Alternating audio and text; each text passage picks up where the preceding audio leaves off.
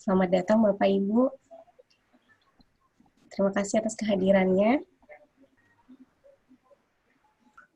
Baik, karena sudah mulai pukul 1, selanjutnya kita mulai saja ya Bapak Ibu.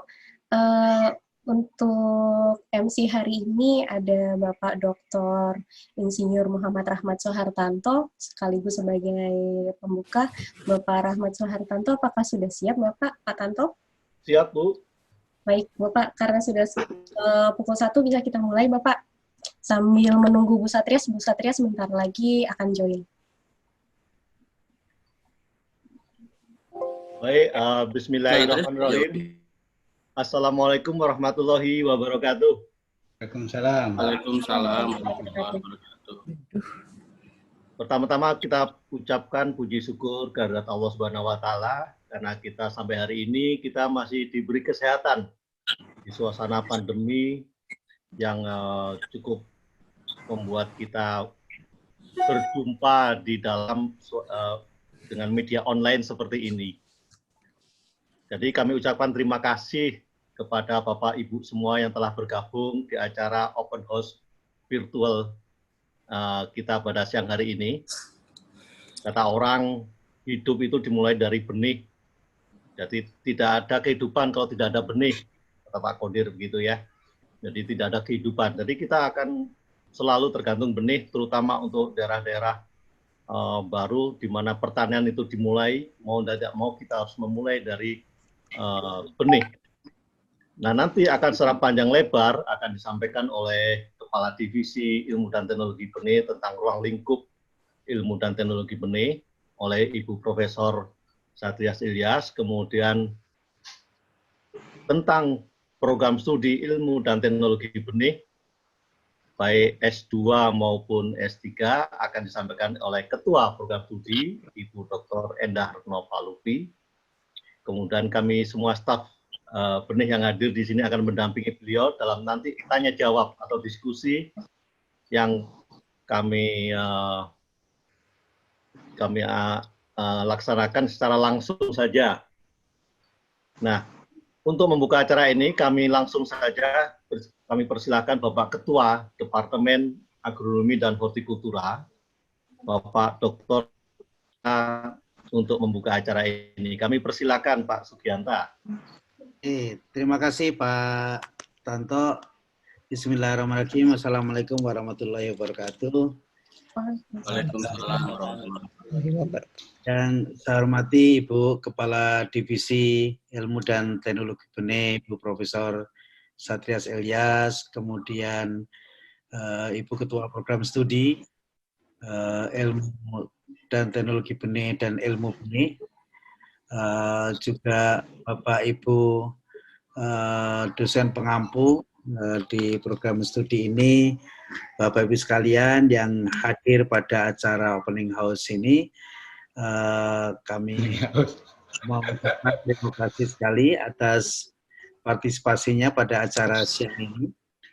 Mudah-mudahan Allah meridhoi kita sekalian di dalam melakukan acara kita yang sangat bermanfaat pada siang ini. Bapak Ibu sekalian, saya kira tadi Pak Dr. Rahmat Soehartanto sudah menyampaikan bahwa benih itu sangat penting.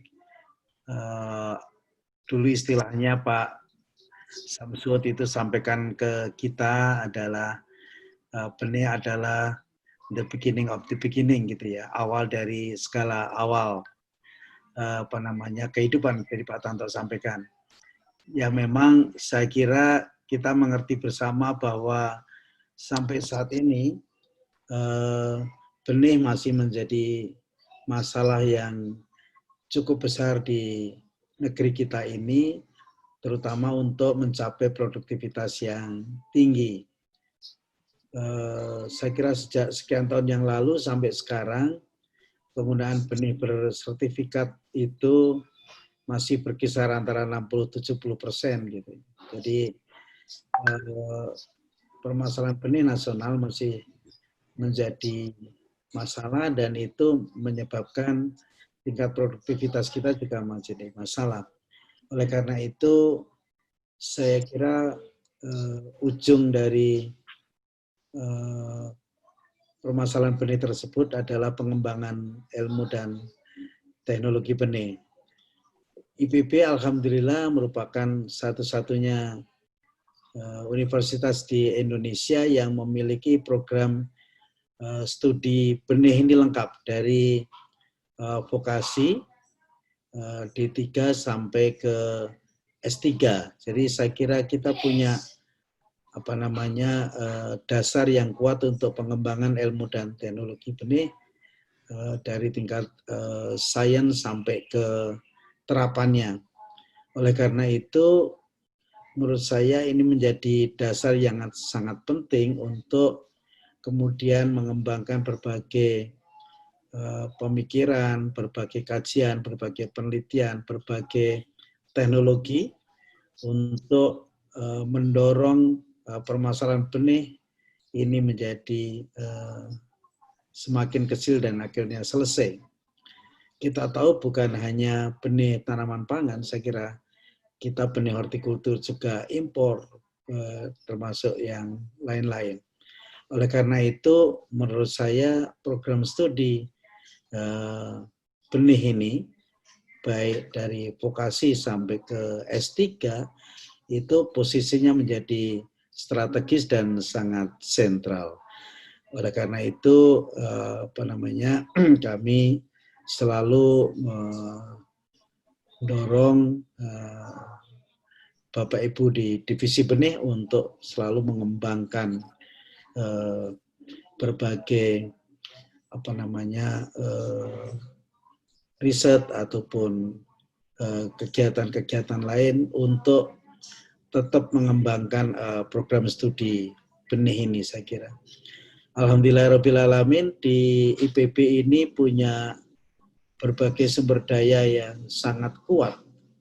Jadi bukan hanya punya program studi dari vokasi sampai ke S3, tetapi juga daya dukung baik sumber daya fisik maupun SDM yang sangat kuat, saya kira. Oleh karena itu, kami sangat berharap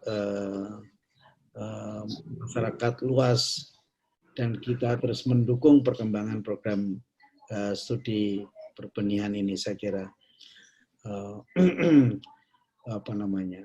Di flyer saya baca tadi sekilas bahwa lingkup pekerjaan setelah lulus dari program studi benih tergantung pada stratanya itu sangat luas. Saya kira dari industri sampai ke peneliti ataupun pengambil kebijakan dan banyak bidang yang bisa menampung setelah selesai dari berbagai program studi benih ini. Nah, khususnya pada siang ini saya kira nanti Bu Indah, Bu Satrias akan menyampaikan bahwa di Departemen Agronomi dan Hortikultura kita memiliki program studi S2 dan S3 ilmu dan teknologi benih. Mudah-mudahan ini terus berkibar, berkembang, dua-duanya terakreditasi A, saya kira, sehingga qualified untuk menghasilkan magister ataupun doktor pada program studi ini. Dan itulah yang akan mewarnai pemikiran-pemikiran tentang pengembangan perbenihan nasional. Saya kira saya tidak berpanjang lebar. Kami ucapkan selamat kepada Divisi Benih dan Program Studi Magister dan Doktor Benih di Departemen Agronomi untuk melakukan open house atau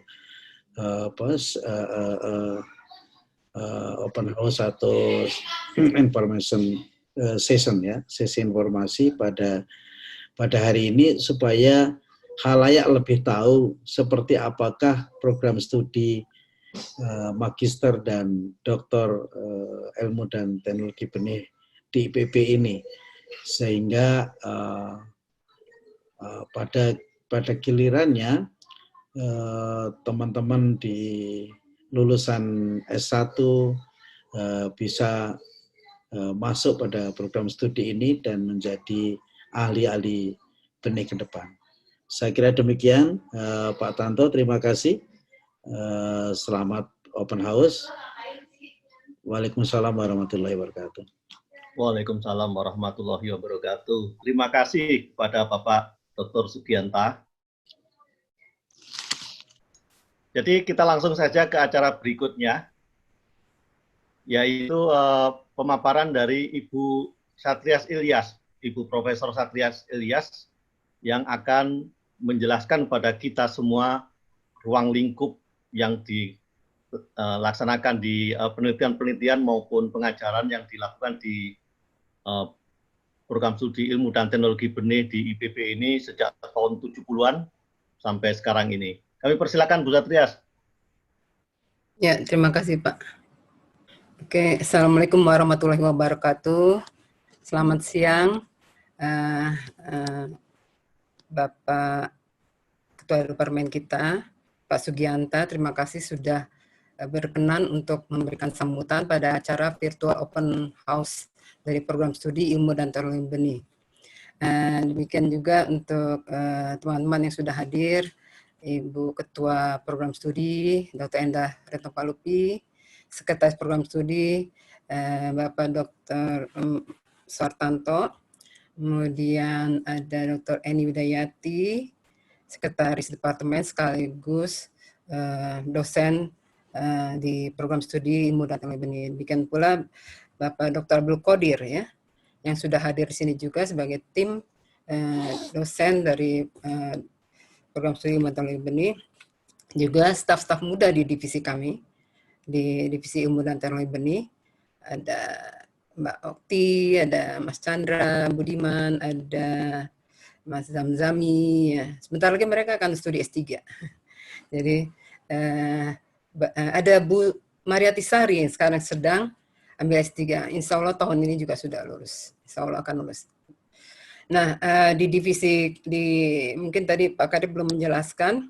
Oh ya, saya belum lupa menyambut teman-teman semua mungkin dari Sabang sampai Merauke ya ada.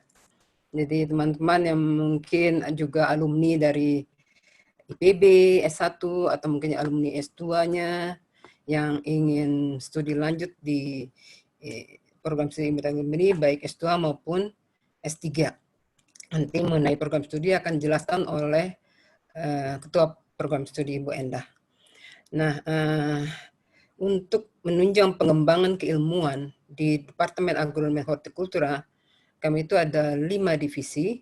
Salah satunya adalah Divisi Ilmu dan Teknologi Benih. Nah, di masing-masing divisi itu mengampu berbagai mata kuliah, mulai dari S1 sampai pasca sarjana. Nah, kebetulan di program studi Ilmu dan Teknologi Benih diampu oleh Divisi Ilmu dan Teknologi Benih. Kami stafnya yang sekarang ini ada tadi sudah kami sebutkan ya, nanti akan perkenalkan diri masing-masing. Nah, saya hanya menjelaskan tentang lingkup riset yang ada di program studi kami, di divisi kami ya.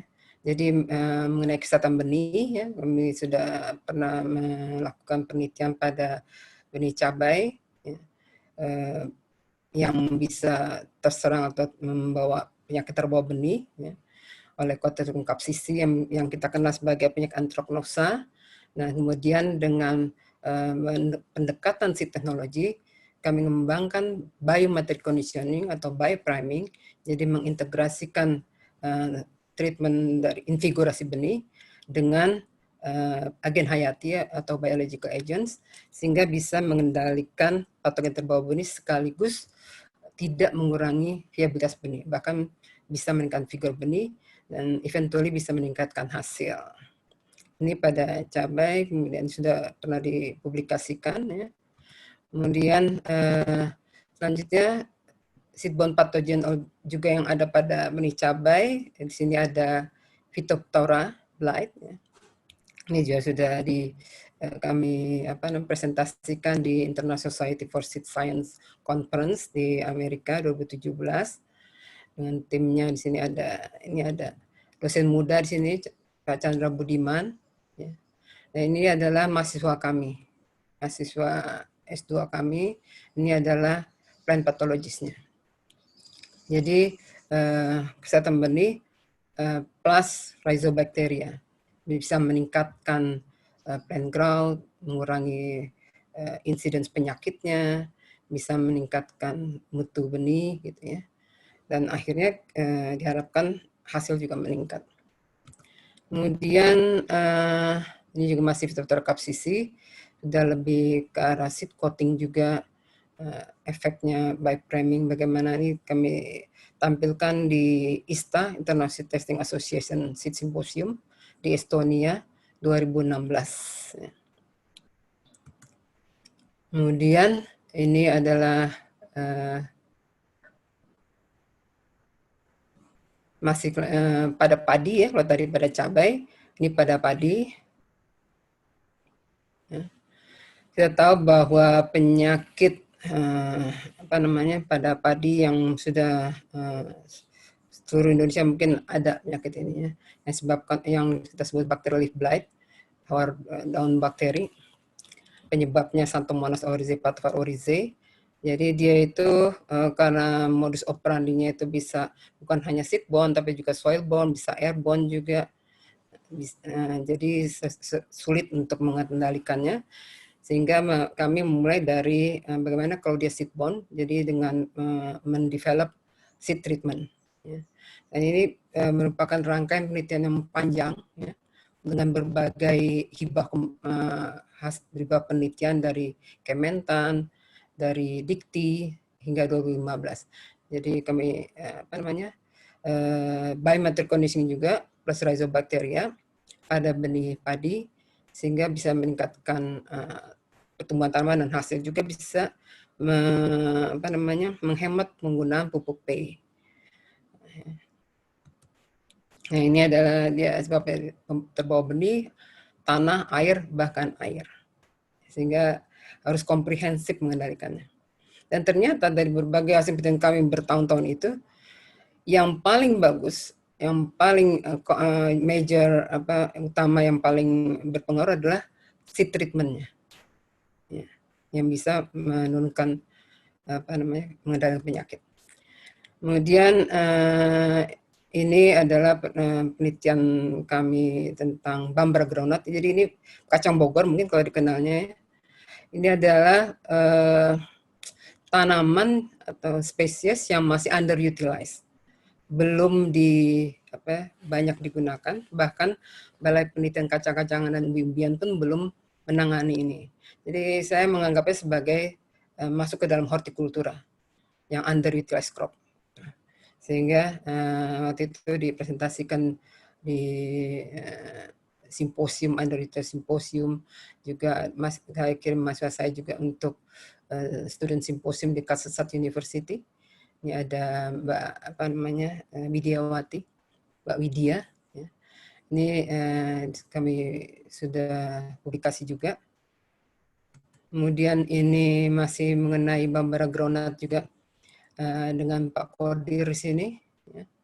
Ya, masih ini mengenai bagaimana seed invigoration bisa meningkatkan hasil karena kacang Bogor itu produktivitasnya sangat rendah. Jadi dengan perlakuan invigorasi benih bisa meningkatkan hasil. Terus kombinasi, jadi bisa juga menurunkan atau menghemat penggunaan pupuk N. Nah, ongoing research itu yang kami lakukan ini seed health, seed production, seed storage, seed dormancy. But the main thing is characterization of various accession on seed quality, plant growth, and yield. Jadi ini kerjasama dengan Inggris, dengan Ghana, Nigeria, Malaysia, ya. Masih sampai sekarang. Ini sebagian dari presentasi kami yang Fauzan, mahasiswa S2 kami, bentar lagi lulus ya. Genetic Variability Plant Growth and Yield of Indonesian Accession of Bambara groundnut. Nah ini dari beberapa aksesi yang ada, ya Sumedang, Tasik, kemudian, pindah lagi. Tasik, Sukabumi, ya. kemudian Gresik ini. Jadi ada klaster Jawa Barat dan Jawa Timur. Nah, ternyata setelah di klaster itu ada 3 klaster yang masuk ke dalam Bambara Groundnut. Jadi penelitian kami bukan hanya seed health, juga seed configuration, jadi ke arah peningkatan mutu benih, kemudian juga ke arah peningkatan mutu genetik. Ya. Jadi mengklasifikasikan juga kacang Bogor atau Bambara Groundnut, karena kita saja yang menyebut kacang Bogor, sebenarnya dia tuh kalau di tempat lain disebutnya beda. Di Jawa Timur disebut kacang kacang kapri, di tempat lain di Sumedang disebut kacang gondolo. Jadi begitu. Jadi ini mulai dari karakter morfologi sampai ke molekuler kami amati. Nah, ini mahasiswa kami Nadia, udah baru saja lulus ya. Ini almarhum Pak Asep Setiawan, ya, tim kami di Bambara Groundnut ini. Jadi kami mengevaluasi drought tolerance Bambara genotype pada stadia perkecambahan, juga pada stadia pertumbuhan di rumah kaca. Nah, ini juga kami hasilkan bahwa 10% polyethylene glycol itu bisa membedakan ya, antar genotype. Jadi bisa pada 10% aja bisa mengklasifikasikan. Nah, ini sudah dipublish di Sabro Journal Maret 2020.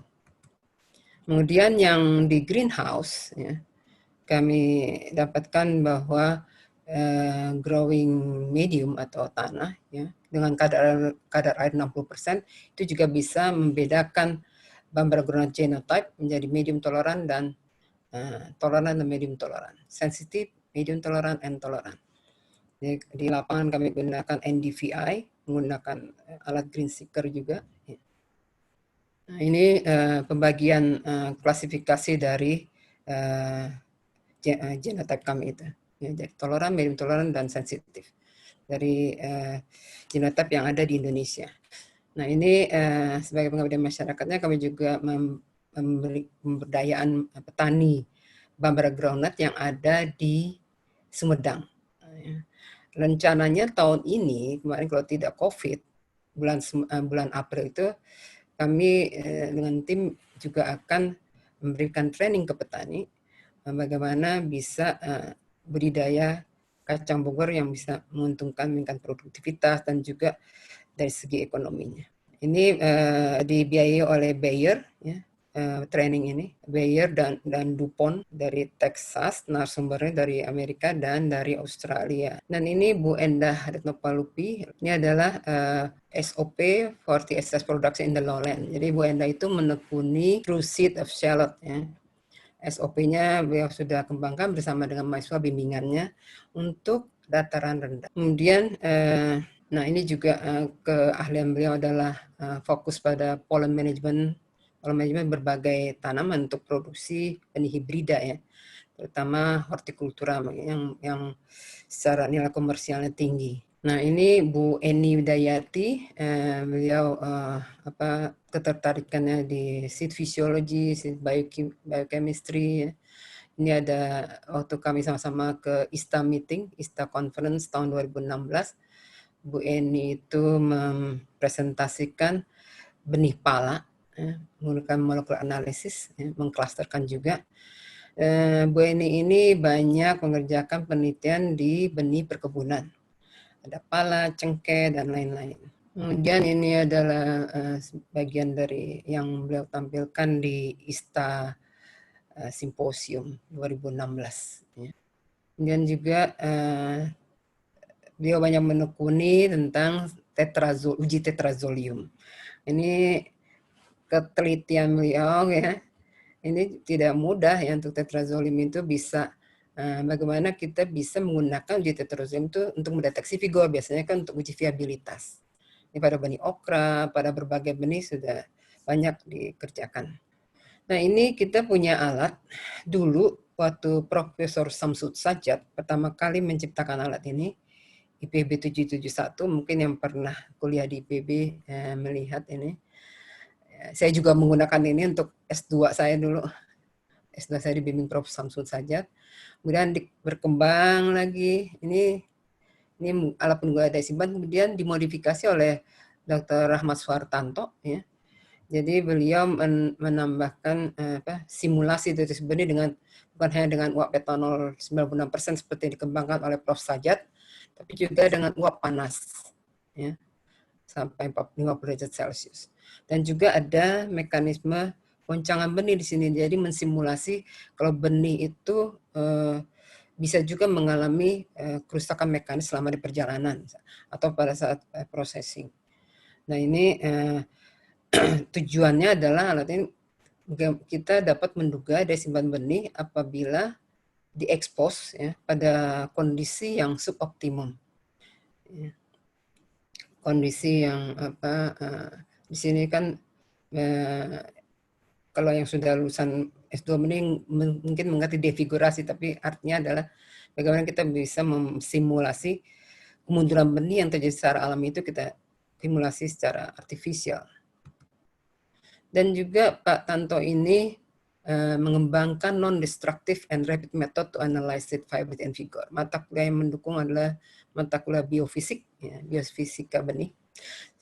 Sebenarnya non-destructive and rapid method ini sangat berkembang sekarang di seluruh dunia.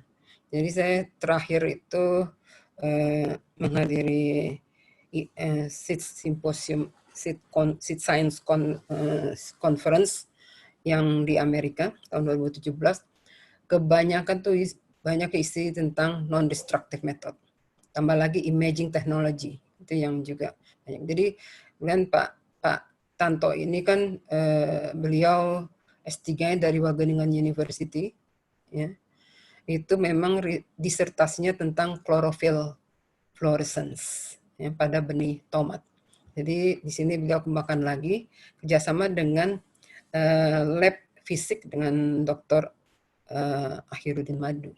Nah ini penelitian kami pada chlorophyll fluorescence pada benih kakao, dia masuk S3 dulu pernah. Saya juga ikut bimbing dengan Pak Tanto. Dan ini ada lagi near spectrometer to detect fiber and non-fiber seed. Jadi memanfaatkan berbagai peralatan yang orang-orang fisika gunakan, bagaimana mengintegrasikannya dengan benih sehingga kita kembangkan mata kuliah yang disebut seed biofisik atau biofisika benih. Nah ini menggunakan near spectrometer bisa mengukur asam lemak bebas pada berbagai viabilitas benih setelah benih itu mengalami deteriorasi atau pengusangan, bisa pengusangan cepat atau bisa secara natural. Kemudian juga ada alat deteksi bunyi atau sound detector. Ini juga bisa digunakan untuk menduga kadar air dan viabilitas benih kedelai secara cepat. Ini sudah dilakukan oleh Pak Tanto dan kawan-kawan. Jadi melihat frekuensi gelombang bunyi yang dihasilkan. Semakin tinggi kadar air, semakin tinggi frekuensi pantulan bunyi yang dihasilkan. Dan ternyata ukuran benih juga yang ukuran benih sedang ternyata memiliki nilai frekuensi tertinggi. Ada lagi kosmotektor. Jadi ini kan alat mengukur respirasi, yang diukur adalah CO2-nya. Jadi mendeteksi figur benih berdasarkan CO2 yang dihasilkan pada respirasi. Semakin tinggi CO2 yang terdeteksi di kosmotektor ini, semakin figur benihnya. Jadi kita kembangkan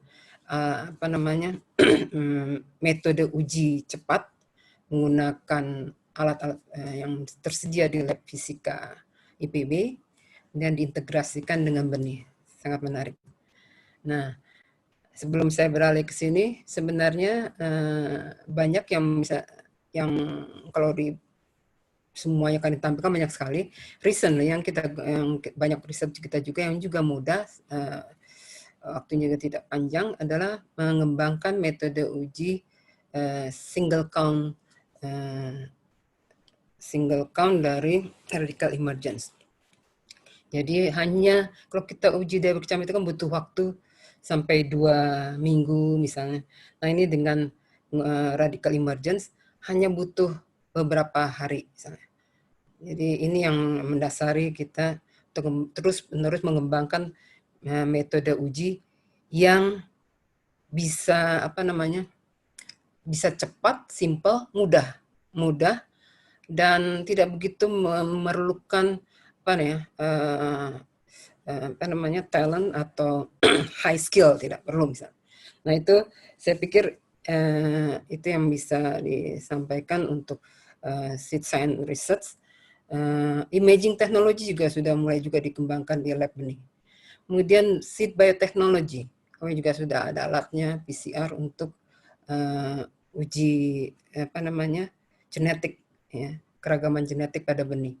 Dan penelitian benih juga tidak hanya ke seed science, tapi juga kebijakan juga bisa. Pak Qodir ini, Pak Dr. Abdul Qodir, bekerjasama dengan breeder, Dr. Haja Murdia Aswidi Nur, ini sekarang ini sedang ada proyek mengenai penguatan rantai produksi benih. Ini kerjasama sebelumnya, ini tahun 2016 sampai 2019 itu didanai oleh Kemenristek Dikti. Ya, mulai dari penguatan rantai produksi. Jadi varietas IPB 3 yang dikembangkan oleh Dr. Haja Aswidi Nur, plus teknologi IPB prima dikembangkan oleh Pak Kadep kita, Ketua Departemen kita, Dr. Sugianta. Jadi ini kemudian kembangkan di berbagai daerah. Sebelumnya 2016 kami men-training dulu petani-petani andalan yang semuanya yang di berbagai provinsi itu. Kemudian 2018 diteruskan sampai 2019 itu pengembangan industri benih komersial daerah. Indonesia industri benih sumber daerah. Ya. Jadi mulai dari fundamental research sampai ke teknologinya, sampai ke kebijakan perbenihan. Saya kira itu, semoga menginspirasi. Terima kasih atas perhatiannya. Terima kasih pada Ibu Profesor Satrias Ilyas. Kita langsung saja ke Ibu Dr. Endah Pernopalupi yang akan menjelaskan tentang program studi ilmu dan teknologi benih di IPB ini. Kami persilakan Bu Endah.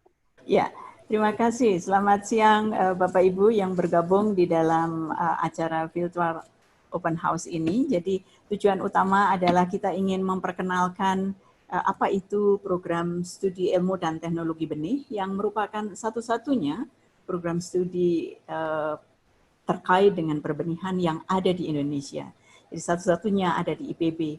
Kalau tadi Ibu Profesor Dr. Satrias Ilyas sudah menjelaskan skop penelitian perbenihan, jadi begitu luas.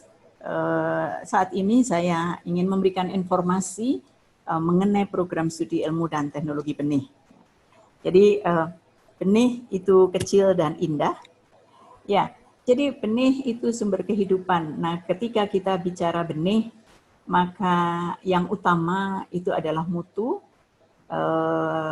Apakah itu berupa mutu genetik yang terkait dengan kebenaran varietas atau mutu fisiologis terkait dengan kemampuannya untuk tumbuh, keseragamannya seperti Bapak Ibu lihat di sini. Tetapi benih itu adalah awal mula tanaman itu berkembang. Jadi kalau tidak ada benih, tidak ada tanaman. Profil program studi ilmu dan teknologi benih ini mulai menjadi program studi ilmu dan teknologi benih itu 2012. Sebelumnya sudah ada, tetapi merupakan bagian dari program studi pasca sarjana yang ada di Departemen Agronomi dan Hortikultura. Tapi sejak 2012 itu kemudian menjadi spesifik program studi Agronomi dan Hortikultura, program studi ilmu dan teknologi benih, dan program studi pemulihan dan bioteknologi tanaman. Nah, kami atau yang ingin kami perkenalkan saat ini adalah program studi ilmu dan teknologi benih. Nah, dosen-dosennya tadi sudah diperkenalkan oleh Bu Satrias. Kami mempunyai bidang yang spesifik, mempunyai penelitian masing-masing yang sedikit berbeda satu sama lain, tetapi semuanya tentang benih. Next. Ini dosen yang ada, jadi saya sendiri, Ketua Program Studi Ilmu dan Teknologi Benih, kemudian Ibu Profesor Dr. Satrias Ilyas, Kepala Divisi, Pak Dr. Rahmat Suhartanto, Ibu Eni Widayati, dan Dr. Abdul Qodir. Kami berlima inilah yang ada di Program Studi Ilmu dan Teknologi Benih. Next. Nah, Bapak Ibu sekalian, beberapa tahun terakhir ini pemerintah Indonesia menginginkan untuk atau mencanangkan untuk swasembada. Banyak swasembada mulai dari bawang putih, kemudian gula, ya, kemudian kedelai. Tetapi rencana yang sudah dibuat beberapa tahun yang lalu itu sampai saat ini belum kesampaian. Pada umumnya kendala utama adalah ketersediaan benih. Mungkin lahan bisa dicari, teknologi budidaya juga sudah tersedia, bahkan varietas pun sudah ada, tetapi benihnya tidak tersedia. Jadi kenapa benih tidak tersedia? Karena kurangnya perhatian terhadap benih ini. Dan di samping itu juga kurangnya SDM yang mumpuni di dalam perbenihan, di dalam bidang ilmu dan teknologi benih itu. Oleh karena itu, saya ingin mengajak Bapak Ibu untuk mulai memikirkan, karena pengembangan pertanian di Indonesia itu harus didukung dengan adanya SDM perbenihan yang kuat. Untuk itulah siang hari ini kami hadir di tengah-tengah Bapak Ibu sekalian. Next. Nah, kebutuhan SDM perbenihan dibutuhkan di mana saja. Dosen terutama, ya, hampir semua universitas yang mempunyai fakultas pertanian mestinya mempunyai paling tidak satu orang yang ahli di bidang perbenihan. Karena sekali lagi tanpa benih pertanian tidak akan berkembang. Kemudian peneliti dan staf research and development, apakah peneliti di instansi pemerintah, staf R&D di perusahaan-perusahaan benih, baik perusahaan multinasional, perusahaan nasional, memerlukan orang-orang benih.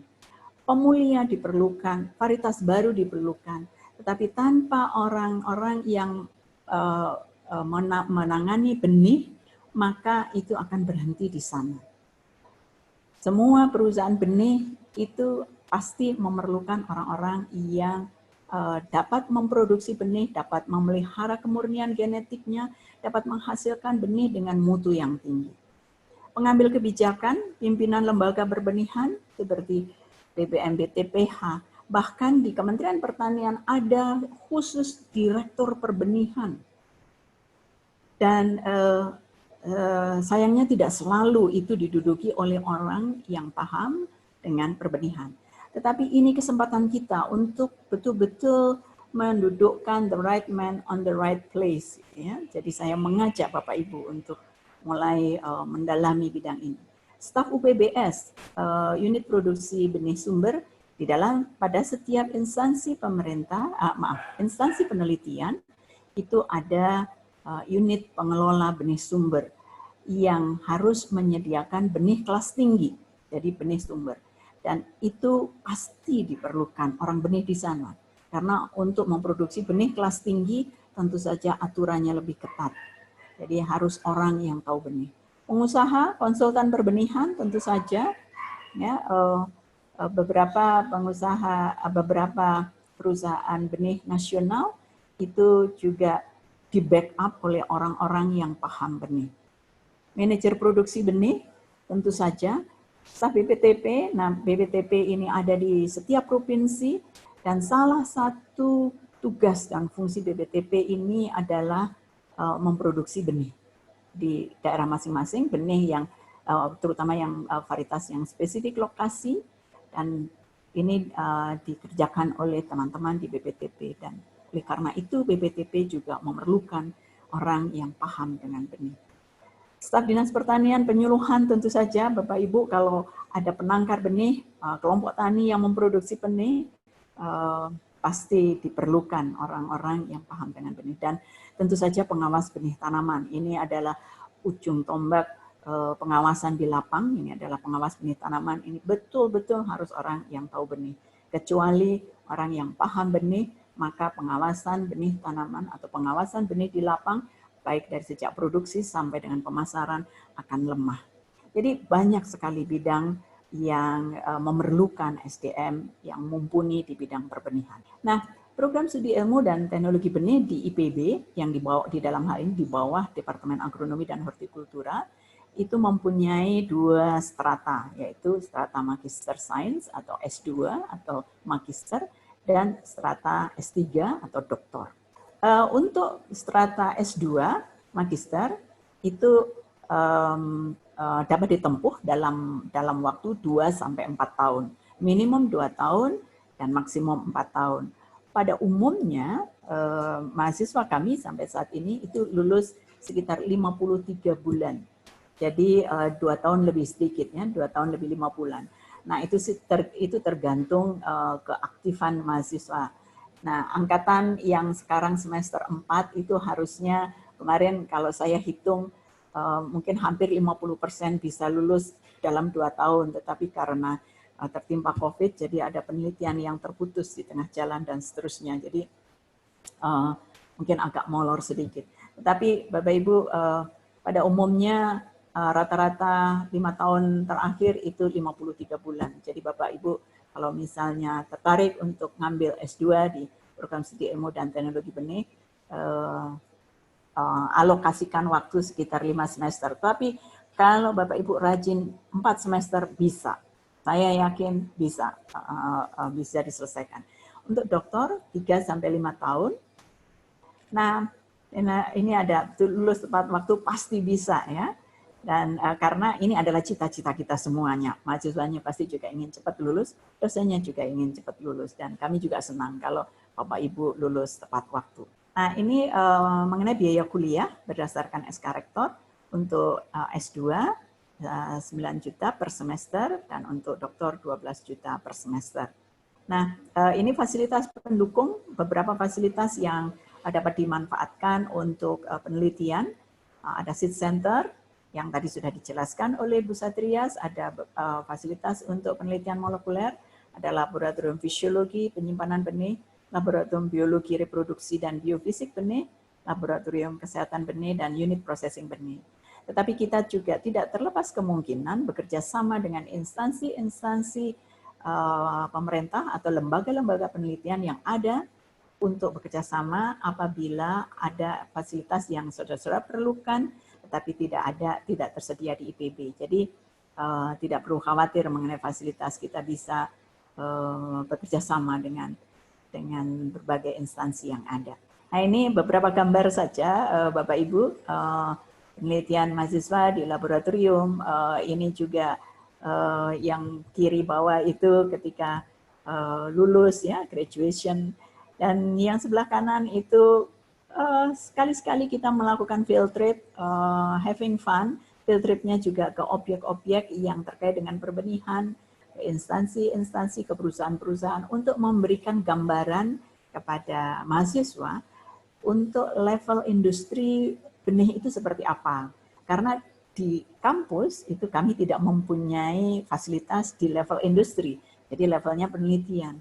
Tapi bagaimana itu level industri, bagaimana itu memproduksi, kalau misalnya kita harus handle sekian belas varietas sekaligus, komoditas yang sama, tapi varietas berbeda, bagaimana kita handle-nya, dan seterusnya. Jadi kita mempunyai acara untuk outing bersama. Nah, syarat dan tata cara pendaftaran, Bapak Ibu mohon maaf, ini tulisannya kecil sekali karena kami ingin mencantumkan dalam satu slide.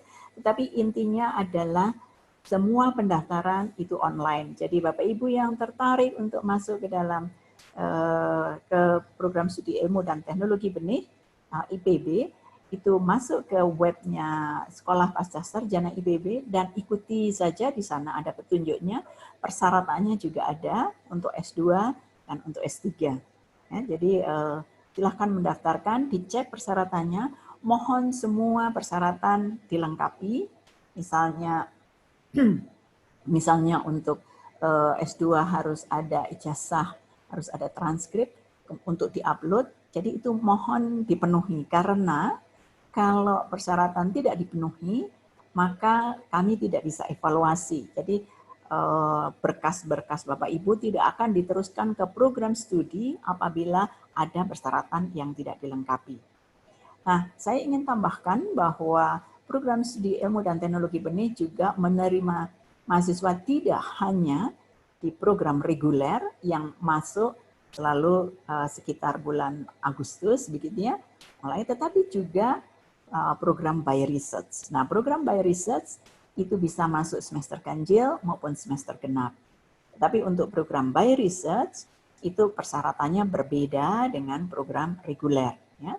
Kalau program by research S2 itu harus punya publikasi minimum 1, kalau S3 minimum 2. Jadi, karena biasanya yang masuk ke IPB, ke pascasarjana IPB by research itu biasanya adalah peneliti. Jadi yang selama ini sudah pernah meneliti, sehingga umumnya sudah mempunyai publikasi. Jadi untuk sementara itu dulu Bapak Ibu, supaya kita punya waktu untuk interaksi ya, interaktif. Saya rasa itu dulu Pak Tanto. Barangkali nanti kalau misalnya ada pertanyaan, saya lebih senang kita sambil ngobrol saja daripada saya yang ngomong terus. Terima kasih. Selamat siang Bapak Ibu sekalian. Terima kasih Ibu Dr. Endah Retno Palupi atas penjelasannya. Tadi setelah kita ikuti bersama penjelasan tentang ruang lingkup perbenihan yang begitu luas oleh Ibu Profesor Satrias Ilyas, tidak hanya benih tanaman pangan, tanaman perkebunan, tanaman kehutanan, tanaman pakan ternak juga kita teliti semuanya. Dan juga bagaimana pendidikan perbenihan di IPB, dengan jelas Ibu Retno Palupi telah menjelaskan kepada kita semua. Tentunya ada beberapa hal yang mungkin perlu Bapak Ibu dalami lebih lanjut. Oleh karena itu kami persilahkan saja seandainya Bapak Ibu ada yang ingin ditanyakan pada kami semua. Jadi kami nanti mungkin Pak Kodir juga akan bisa sharing, ya, Bu Eni juga. Kami persilakan. Silakan Bapak Ibu, jangan malu-malu. Kita di benih ini sangat terkenal dengan istilah seed family atau keluarga benih. Jadi kami anggap bahwa mahasiswa, hubungan dengan mahasiswa adalah hubungan family, hubungan kekeluargaan. Jadi sudah kami anggap sebagai anak sendiri, sebagai kolega sendiri, begitu. Silakan kalau ada yang mau ditanyakan Bapak Ibu, apa saja yang terkait dengan benih. Mohon saya dibantu oleh teman-teman yang muda-muda. Barangkali saya tidak melihat teman-teman yang ingin mengajukan pertanyaan. Ini ada pertanyaan Pak Tanto, saya baca chatting ya. Ya, kalau program by research harus mengambil kelas lagi seperti program reguler atau tidak dari Mawadah Rafiuddin? Terima kasih Bu Mawadah. Langsung saja ini Bu Endah nih menjelaskan. Silakan Ibu Endah, sambil menunggu pertanyaan yang lain kan persilakan. Bapak Ibu bisa melalui chat atau bisa melalui langsung bertanya di sini. Dan persilakan Bu Endah. Baik, terima kasih pertanyaannya Ibu Mawadah. Jadi kalau by research, kalau Pak Ibu mempunyai background yang sama atau paling tidak sudah mempunyai background yang benih, tidak ada keharusan untuk mengambil mata kuliah. Ya. Kalau S3 memang ada satu mata kuliah yang diharuskan mengambil, itu ketentuan pascasarjana, itu falsafah sains, itu diharuskan baik by research maupun reguler. Jadi intinya itu sebenarnya bukan mengenai benih itu, mata kuliah falsafah sains itu. Jadi bagaimana sebenarnya sains, kita betul-betul harus membuka pikiran, mempersilakan semua ide masuk, dan bagaimana kita akhirnya nanti muncul dengan satu ide atau sinopsis dan seterusnya. Nah, untuk S2, by research itu kami kalau tidak mempunyai background benih, kami akan menyarankan minimum mengambil 2 mata kuliah. Jadi 2 mata kuliah itu 6 SKS. Nah, kami baru punya 1 S2 by research. Pada kenyataannya yang bersangkutan malah mengambil mata kuliah lebih dari yang kita haruskan karena dia merasa mendapatkan kesempatan untuk menambah ilmu begitu ya. Tapi memang kalau by research S2 itu diminta untuk nantinya dari tesisnya itu menghasilkan 2 publikasi nasional. Kalau S3 itu 3 publikasi, 1 internasional dan 2 nasional, itu minimum. Bahwa nanti ternyata mempublikasi lebih dari itu akan lebih bagus begitu ya. Kalau reguler itu hanya dituntut 1 publikasi nasional. Tapi intinya kembali lagi ke pertanyaan, apakah masih harus mengambil mata kuliah? Iya, tetapi tidak seberat yang reguler. Terutama kalau Ibu tidak background-nya atau tidak sebidangnya ilmunya ya. Kita menganggapnya tidak sebidang begitu. Tapi tidak banyak. Terima kasih. Terima kasih Bu Endah. Ini ada pertanyaan lagi dari Ibu Ika. Apakah keterkaitan antara benih dan pemuliaan? Nah, ini Bu Satrias atau Bu Endah yang akan menjawab ini. Baik, saya mulai dulu, barangkali nanti Bu Satrias bisa menambahkan. Jadi pemuliaan atau pemulia itu merakit varietas. Dan pemulia itu menghasilkan nukleosid atau benih inti. Dan pada umumnya pemulia yang betul-betul tulen itu akan menekuni bidangnya, merakit varietas yang berbeda lagi, sehingga benih inti yang dihasilkannya ini tidak sempat diperbanyak yang akhirnya tersedia bagi petani. Nah, di dalam perbanyakan benih kita mengenal pengkelasan, jadi dari benih inti ini nanti diperbanyak menjadi benih dasar, kemudian benih pokok, kemudian benih sebar gitu ya. Nah, bagian perbanyakan itulah bagian perbenihan. Nah, mungkin ada orang yang berpikir, itu kan tinggal perbanyakan benih, itu mah gampang, setiap orang bisa. Nah, pola pikir yang seperti itu yang harus kita ubah.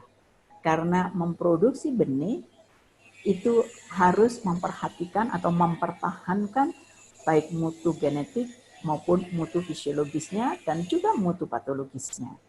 Ya. Jadi itu yang membuat produksi benih bukan sekedar budidaya tanaman. Saya rasa itu yang ingin saya sampaikan. Bu Satrias ada tambahan? Silakan Ibu. Iya, Bu Endah, terima kasih. Riset kami yang baru-baru ini, termasuk yang pada Bambara Groundnut itu, juga seleksi genotipe yang tahan kering pada stadia perkecambahan itu juga kami lakukan.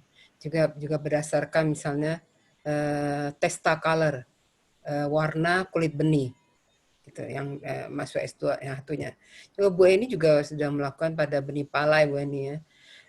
Jadi melihat kemurnian genetik dan melihat kita juga bisa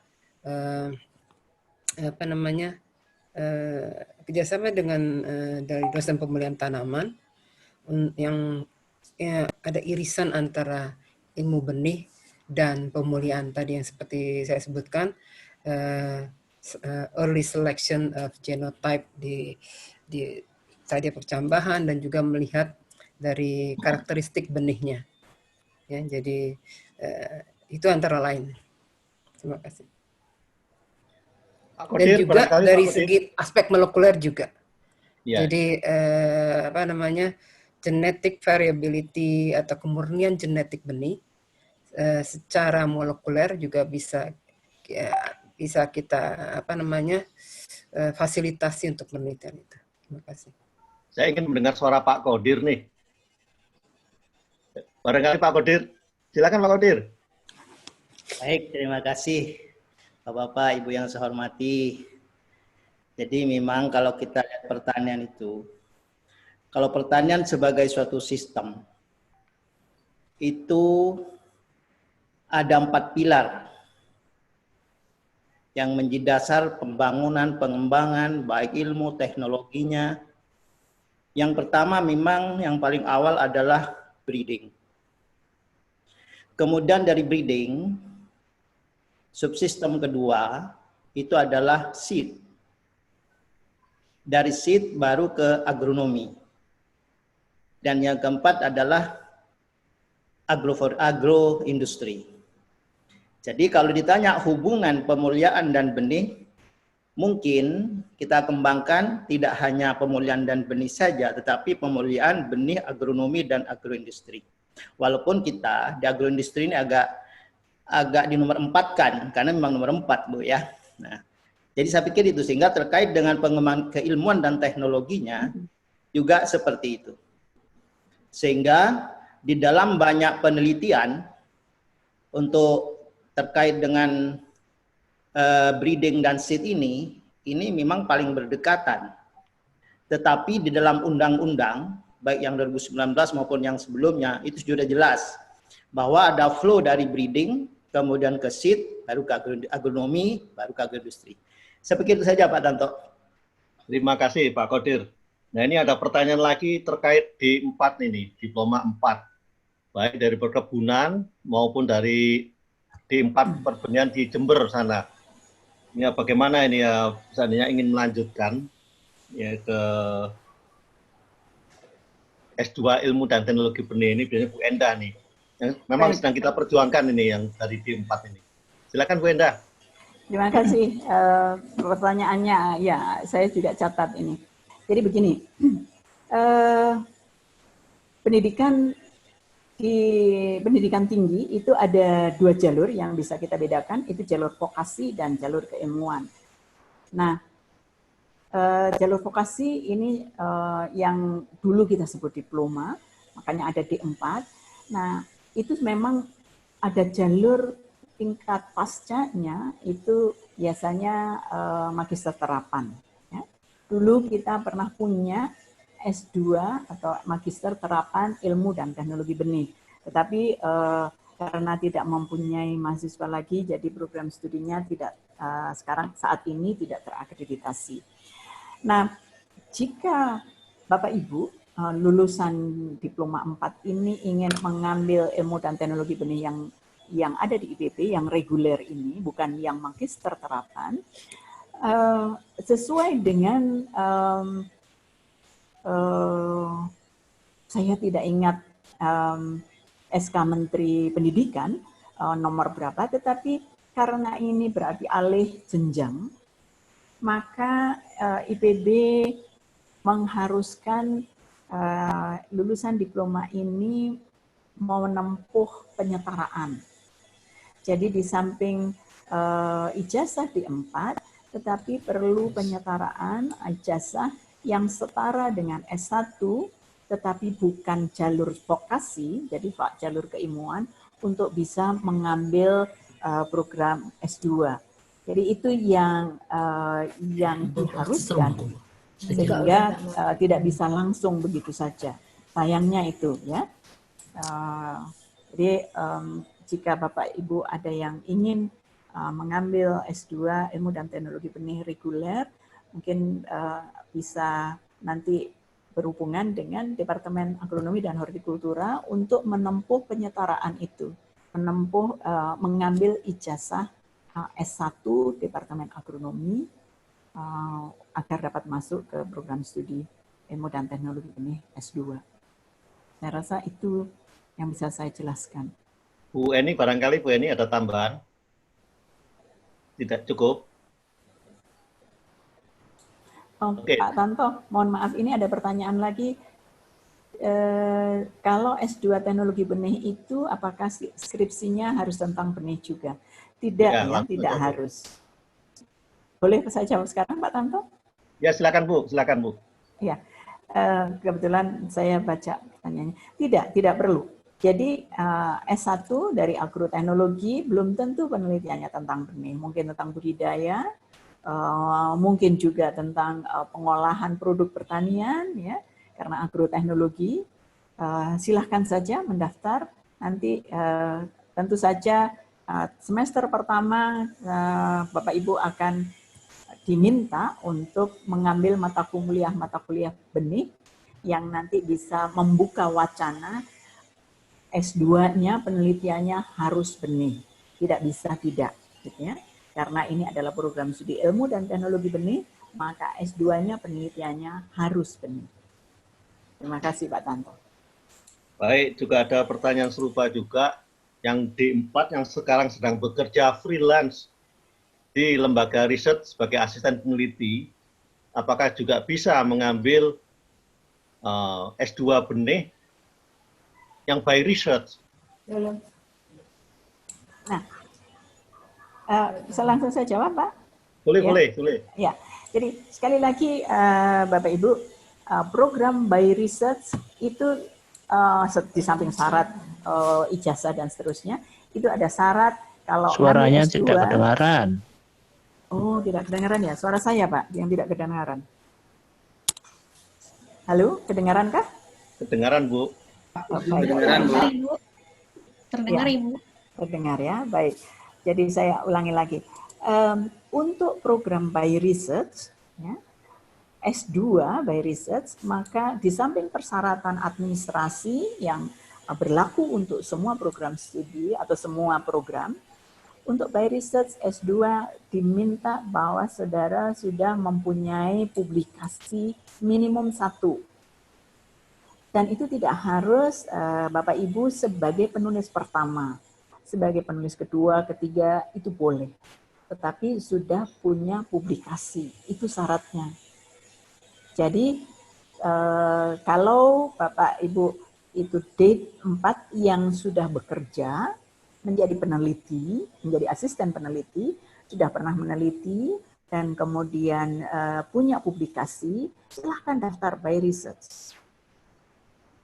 Jadi itu jalur juga yang bisa ditempuh. Gitu ya.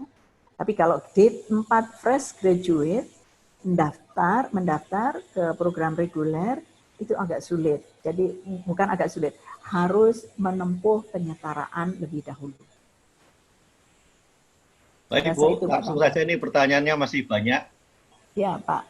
Silakan, Ya, Pak. apakah setelah mengambil S2 itu ada peminatan lagi, misalnya tentang kultur jaringan atau tentang bioteknologi yang lain begitu, Bu? Ya, tidak ada. S2. Jadi ketika Bapak Ibu mengambil S2, Bapak Ibu biasanya semester 2 itu harus sudah mempunyai topik penelitian, dan S2 itu ketika Bapak Ibu mengambil atau menentukan topik penelitian, Bapak Ibu akan dialokasikan pembimbing yang sesuai dengan topik yang dipilih.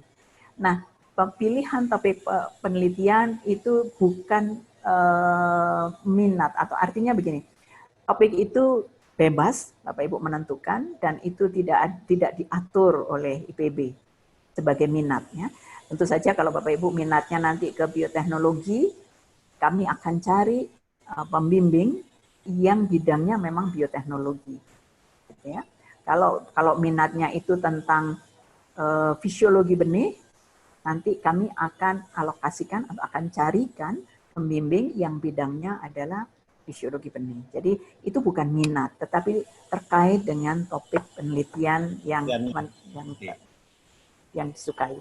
Terima kasih. Ada lagi yang menarik nih, Bu. Ada beasiswa tidak dari IPB, beasiswa full. Oke, baik. Ini pertanyaan yang sering kali ditanyakan gitu ya. Nah, Bapak Ibu sekalian, kalau Bapak Ibu merupakan peneliti di lembaga penelitian ataupun meskipun bukan peneliti, coba melihat di webnya BRIN, ya, melihat di webnya BRIN, karena begini, tersedia beasiswa yang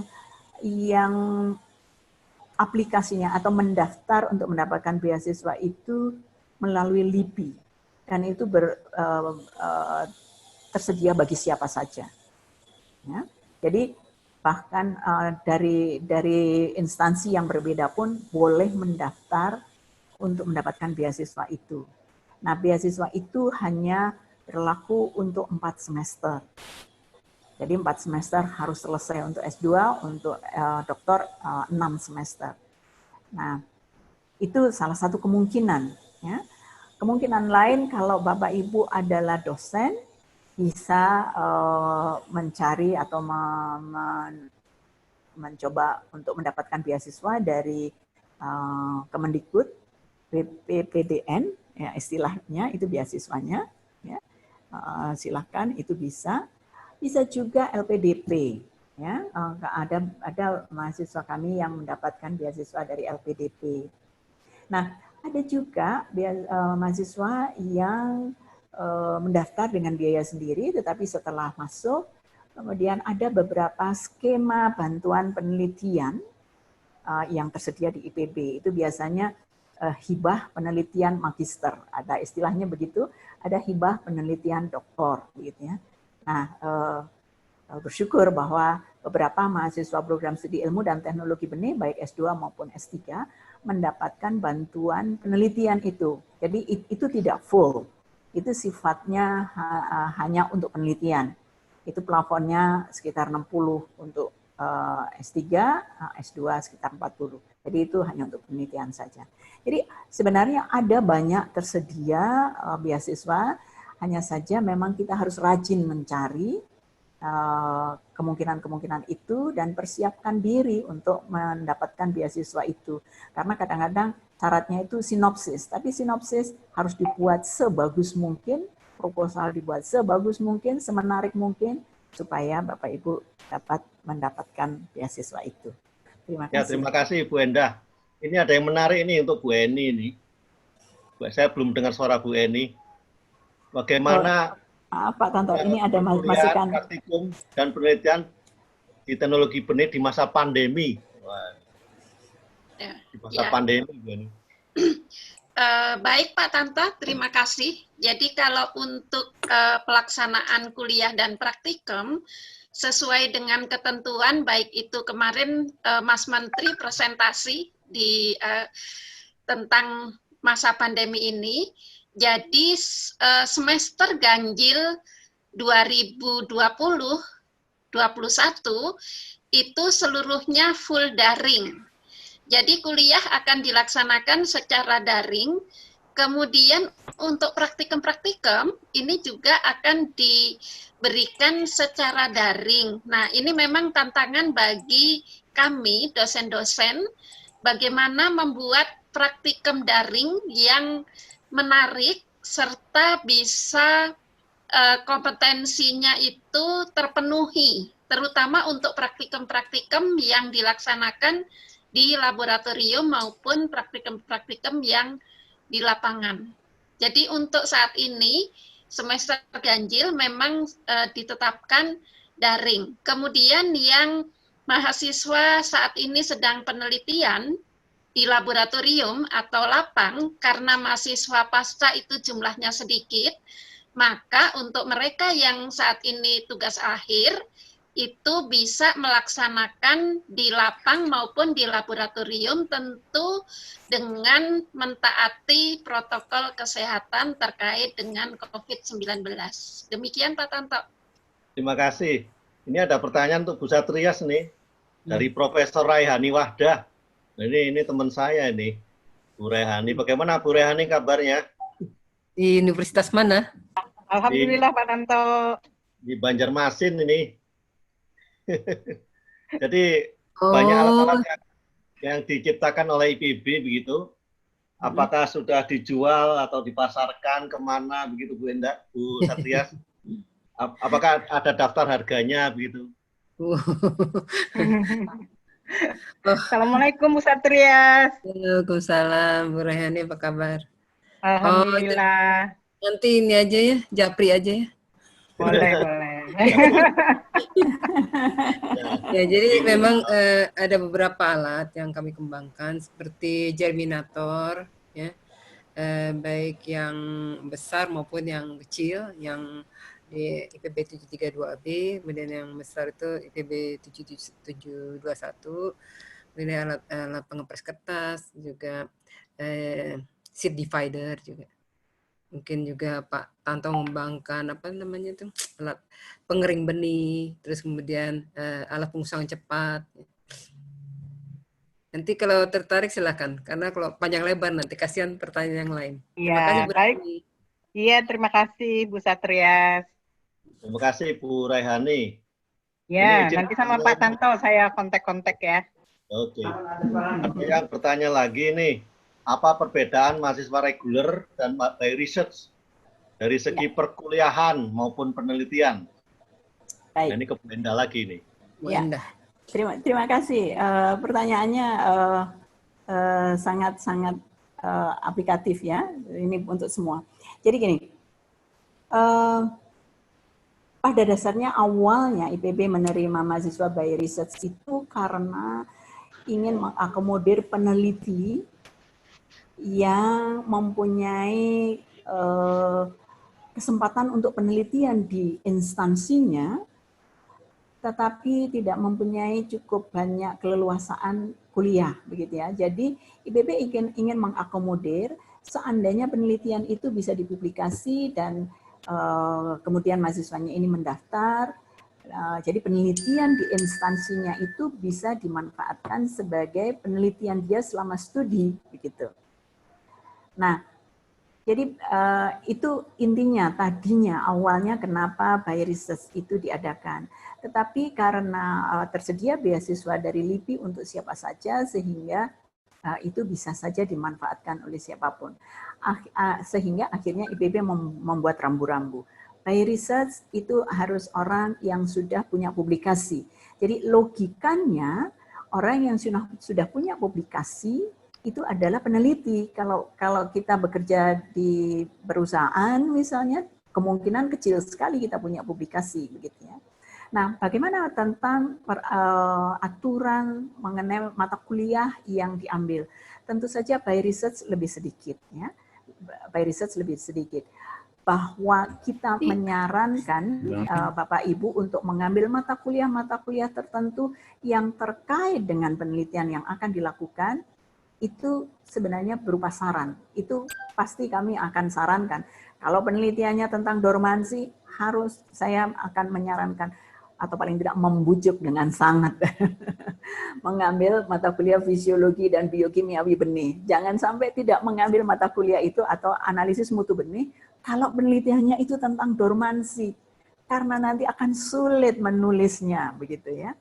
Jadi aturannya tidak banyak bedanya. Nah, tadi ada pertanyaan juga mengenai batas waktu kuliah. Ya. S2 itu minimum 4 semester atau 2 tahun, maksimum itu 8 semester atau 4 tahun. Lewat dari itu, mohon maaf, akan di DO. Jadi 4 tahun tidak selesai, memang akan ada DO. Kecuali di dalam masa studi itu, karena sesuatu dan lain hal, Bapak Ibu harus ambil cuti, maka itu bisa lebih. Kalau ngambil cuti 1 semester, maka batas waktu studi Bapak Ibu adalah 9 semester atau 4,5 tahun. Tapi kalau tidak ada cuti sama sekali, 4 tahun harus sudah lulus. Ya. Dan bersyukur bahwa sampai saat ini belum pernah ada mahasiswa benih yang harus di DO. Kalaupun ada yang harus DO, itu karena setelah selesai kuliah semester 2 tidak pernah muncul. Kolokium juga tidak, ketemu pembimbingnya juga tidak, menulis proposal juga tidak. Jadi kami usulkan saja sudah di DO saja daripada nanti menjadi beban, gitu ya.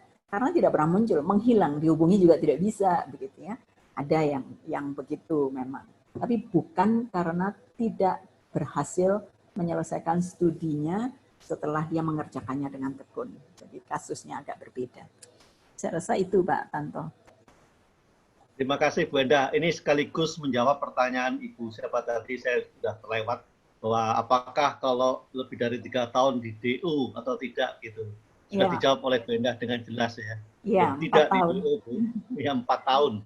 Jadi masih ada setahun untuk berjuang. Dan biasanya dosen-dosen benih ini tidak rela mahasiswa yang di DO, akan berjuang mati-matian begitu. Iya, jangan khawatir. Untuk dedikasi dosen jangan khawatir. Kita akan, kalau perlu mahasiswanya dipanggil keluar ke rumah, kerjakan sekarang juga siang malam selesai. Itu betul-betul pernah terjadi seperti itu ya. Saya ingin Pak Kodir, Bu. Saya ingin menambahkan juga ini Alfika ini mendapatkan beasiswa penelitian dari SEARKA. Ini informasi buat kita semua ya. Alhamdulillah. Ada pertanyaan yang terlewatkah? Ana, ada ini, tapi ini mirip Bu. Jadi kalau background-nya bukan benih S1 atau D4-nya, saya kira selama background-nya agronomi dan hortikultura, saya kira masih. Atau barangkali ini ada testimoni dari mahasiswa yang sekarang sedang aktif ini. Kan ada ini saya lihat ada Vika. Suara Ibu tidak terdengar, Bu. Suara Bu Endah. Vika, terus ada siapa lagi tadi ya? Saya lihat tadi Imratus. Ini Imratus dapat hibah penelitian magister. Alfika mau testimoni. Hamidah, Apa adakah? Hamidah juga dapat hibah penelitian magister. Ada Ridwan Diaguna. Ridwan Diaguna ini salah satu mahasiswa kami yang persis 4 semester, bahkan 4 semester kurang 1 bulan atau 2 bulan itu selesai. Tepat waktu itu ya. Jadi, Ada Pak Arif juga tuh Bu, udah minum, udah siap ngomong Bu. Ridwan mau menceritakan testimoninya. Oke, ini ada pertanyaan Bu untuk Bu Satrias nih.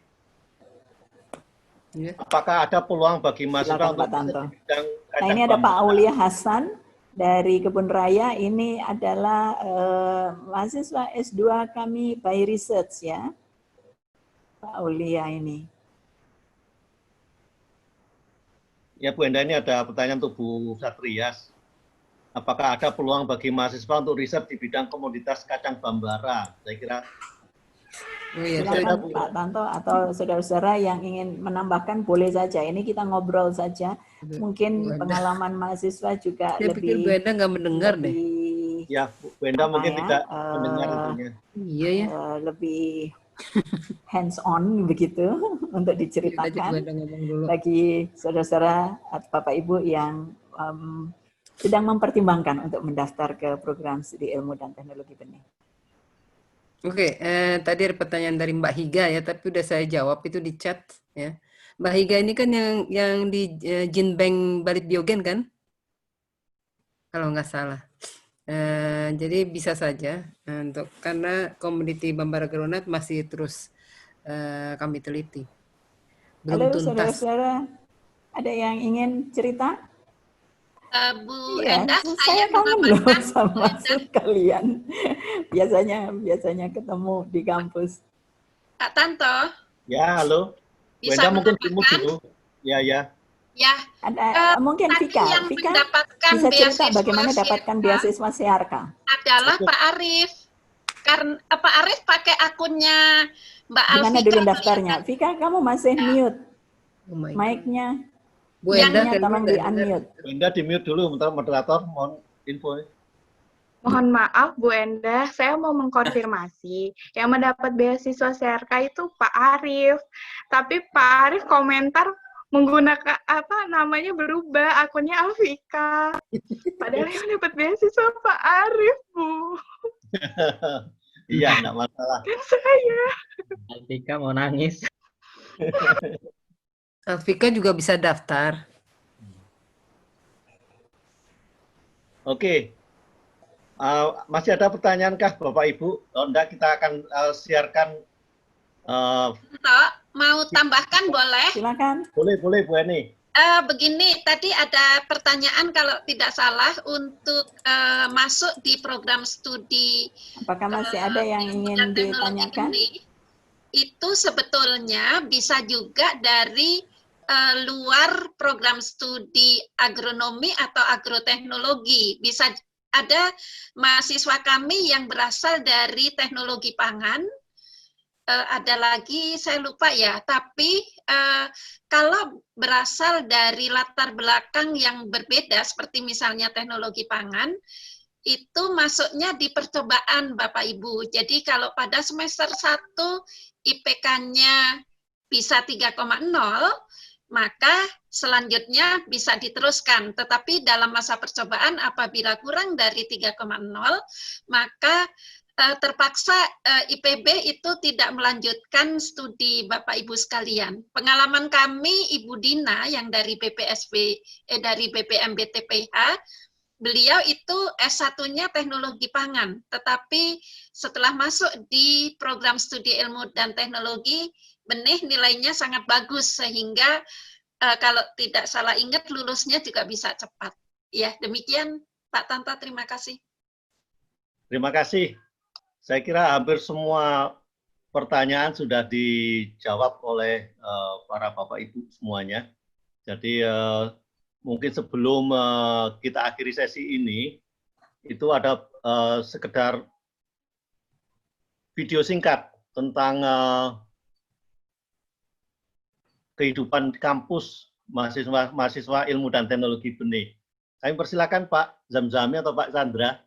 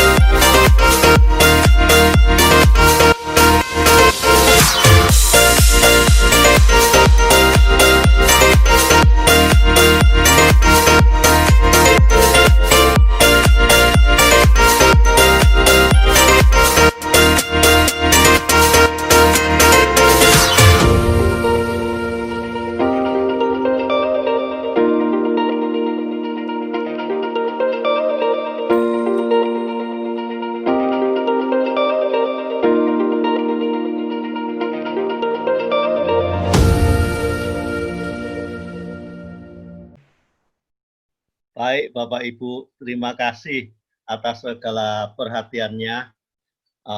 Masih ada waktu 2-3 menit, mungkin closing statement dari Bu Satrias Ilyas sebagai Kepala Divisi. Sepuh kami ini, paling sepuh Bu ya. Silakan Bu, sebelum ditutup. Oke, terima kasih Pak Tanto. Assalamualaikum warahmatullahi wabarakatuh.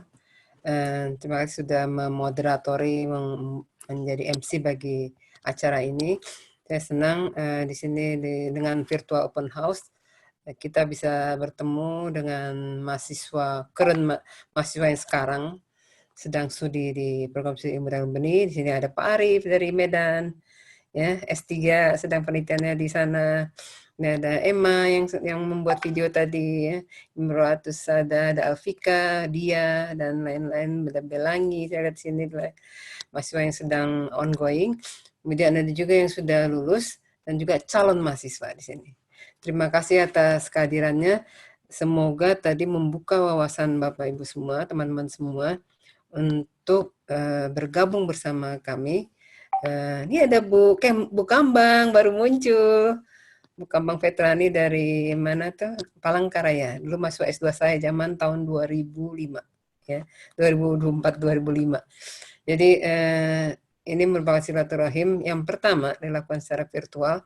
Kalau tidak ada COVID mungkin kita tidak akan bertemu seperti ini.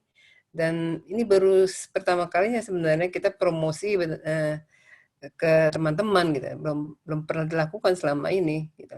Jadi dengan cara begini bisa langsung bertanya, langsung jawab. Seandainya tadi ada pertanyaan yang belum terjawab, misalnya kami terlewat gitu, Bapak Ibu bisa langsung menghubungi kami di PS, bisa ke Bu Enda, bisa ke saya, bisa ke Pak Tanto ya, untuk mendapatkan informasi lebih lanjut. Dan pendaftaran itu masih dibuka sampai tanggal berapa Bu Endah? Itu Bu Endah di situ saya lihat di flyernya juga ada. Dan kami siap untuk menyambut Bapak Ibu semua untuk bergabung bersama kami di program studi ilmu dan teknologi ini mulai tahun ajaran ini. Jadi walaupun COVID tidak perlu meninggalkan lokasi masing-masing ya. Karena semester ganjil, semester pertama itu memang sudah sudah ada surat dari Menteri Pendidikan dan Kebudayaan bahwa perkuliahan dilakukan secara daring sedapat mungkin. Gitu. Di seluruh dunia juga begitu. Mau kuliah di luar negeri juga begitu. Mereka semester pertama ini kemungkinan akan belajar dari rumah. Nah, mudah-mudahan semester 2 sudah bisa secara normal lagi. Terima kasih atas kerjasama panitia, narasumber. Sini ada Bu Enda, ada Bu Eni, ada Bu Pak Tanto, Pak Kodir, ada teman-teman mahasiswa benih yang tercinta ya, yang sudah ikut membantu membuat acara ini bisa dilakukan pada saat ini. Semoga apabila ada kata-kata yang tidak berkenan, mohon dimaafkan. Assalamualaikum warahmatullahi wabarakatuh. Waalaikumsalam. Terima kasih Ibu Profesor Satrias Ilyas. Jadi sebagai informasi kepada teman-teman semuanya bahwa pendaftaran itu dimulai tanggal 13 Mei sampai dengan 28 Juli 2020. Juli. Oke. 28 Juli 2020. Dan penerimaan seleksinya 29 Juli sampai dengan 10 Agustus. Dan penerimaannya 14 Agustus tahun 2020. Dan mohon bisa dilihat di flyer yang kami sebarkan. Sekali lagi kami ucapkan terima kasih. Mohon maaf bila ada kata dan tindak tanduk kami yang kurang berkenan. Kami mohon maaf. Billahi taufiq wal hidayah. Wassalamualaikum warahmatullahi wabarakatuh. Waalaikumsalam warahmatullahi wabarakatuh.